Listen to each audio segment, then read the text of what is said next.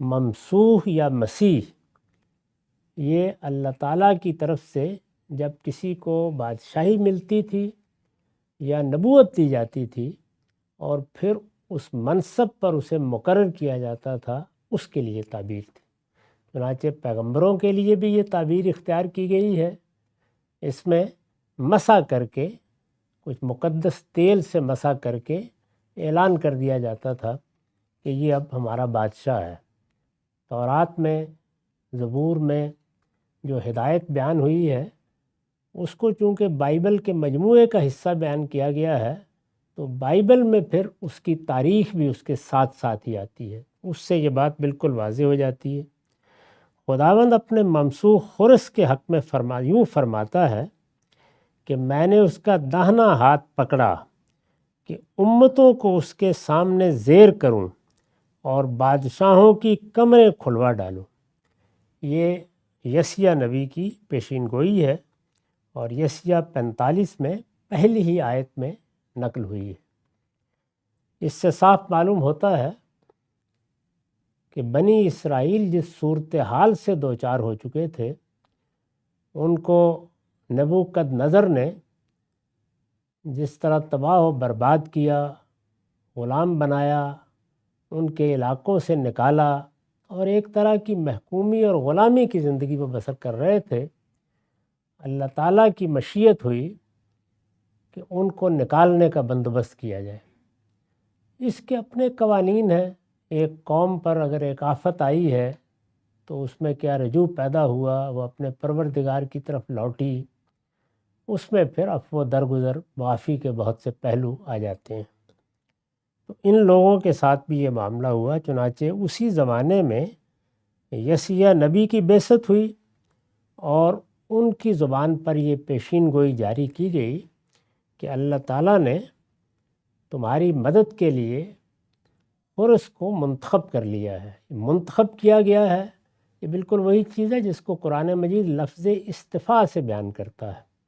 کسی قوم کا استفاء، کسی فرد کا استفاء، اسی سے ہمارے ہاں لفظ مصطفیٰ بنا ہے، یعنی انتخاب کر لینا، منتخب کر لینا، کسی کام کے لیے مقرر کر دینا۔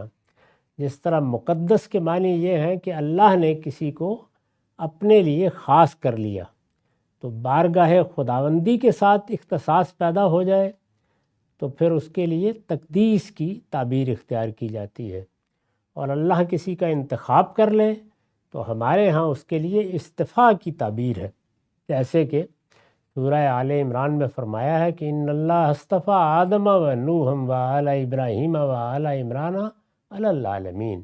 تو وہاں لفظ استفاء استعمال کیا ہے سیدنا آدم کے لیے، اسی طرح سیدنا نوح کے لیے۔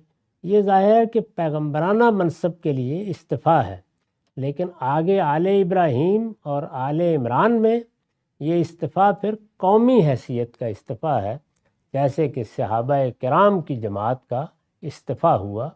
اللہ تعالیٰ نے ان کو اپنے لیے خاص کیا، اپنے دین کی دعوت، اس کا پیغام ان کے سپرد کیا، اور پھر ان سے یہ تقاضا کیا کہ اب لتکونوا شہداء علی الناس، باقی دنیا کو اب یہ پیغام تم پہنچاؤ۔ تو ہمارے ہاں جس طرح استفاء کی اصطلاح ہے، بالکل اسی طریقے سے بنی اسرائیل کے ہاں مسح کی اصطلاح ہے۔ اس میں انتخاب کے بعد جو رسم ادا کی جاتی تھی اس سے لفظ بنا لیا گیا ہے۔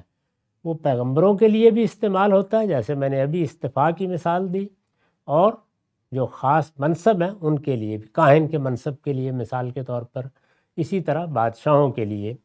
تو اللہ تعالیٰ نے فرمایا کہ یہ خرس بادشاہ تو بن گیا ہے، لیکن میں نے اپنے ایک مقصد کے لیے اس کا انتخاب کر لیا ہے۔ اس انتخاب کو لفظ ممسوح سے ادا کیا ہے۔ خداوند اپنے ممسوح خرس کے حق میں یوں فرماتا ہے۔ تو اس کو سمجھ لینا چاہیے، سیدنا مسیح علیہ السلام محض مسیح نہیں ہے، وہ المسیح، یعنی وہ مسیح، وہ منتخب ہستی جس کو خود اللہ تعالیٰ نے اعلان کے لیے انتخاب فرمایا۔ چنانچہ ان کا اعلان اللہ تعالیٰ کی طرف سے ہوا۔ کس طرح ہوا؟ یعنی بچپن میں، گہوارے میں انہوں نے پیدائش کے تھوڑی دیر بعد اپنی نبوت کی گواہی دی۔ تو اس طرح گویا وہ اس کے اب محتاج نہیں رہے کہ کسی موقع پر ان کو مسح کر کے ان کی نبوت کا اعلان کیا جائے، وہ اللہ تعالیٰ کی طرف سے ہو گیا، اس لحاظ سے وہ المسیح ہیں۔ وہ بھی وہی مفہوم ہے، یعنی وہ مصطفیٰ ہیں، اللہ کا انتخاب ہے۔